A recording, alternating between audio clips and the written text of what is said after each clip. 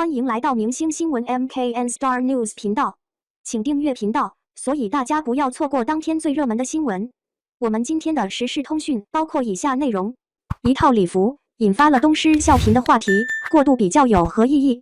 在刚结束的跨年晚会上，各家明星也是将自己打扮得星光熠熠，尤其是女明星这边，争奇斗艳的感觉也给媒体们的镜头带来了许多焦点。其实本来跨年晚会大家图的就是一个热闹。可是明星们都是极具话题度的人物，所以当 Baby 的这一身礼服上台献唱之后，许多人都觉得她似乎是在模仿迪丽热巴先前在红毯上的造型。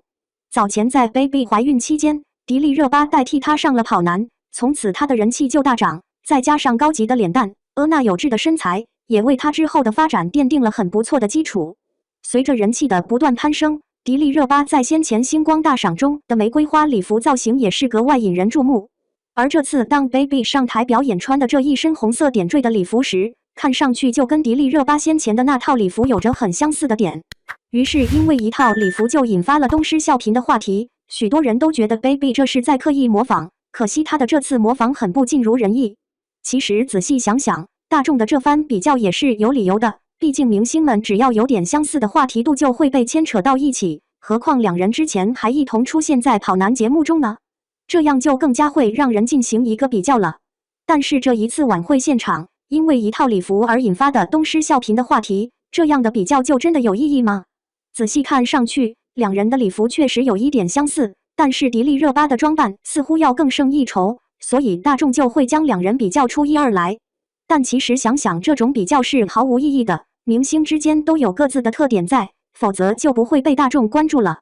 Baby 虽说口碑上比不了热巴，但是自己的人气也是很高的，所以这种东施效颦的话题似乎有些过于严重了。即便当晚的礼服与热巴相比还是差那么一点，但是也不至于为了一套礼服而引发出这么严重的话题，对吧？可能在这些年来 Baby 的人设大不如前，而热巴也正处于高热的状态，每次大的盛典她都会站在其中，就比如这次的星光大赏，虽说没有站在 C 位，但是也很让人瞩目了。还有去年的星光大赏，她跟杨幂也是很为公司长脸了。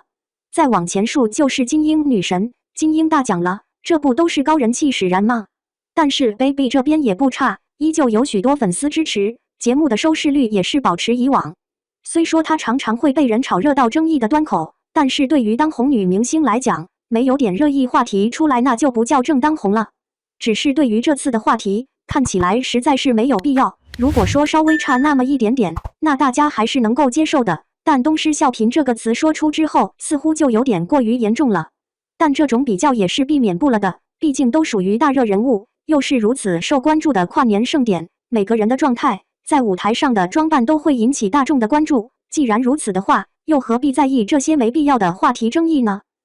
感谢您观看视频，请订阅我们的频道以支持我们。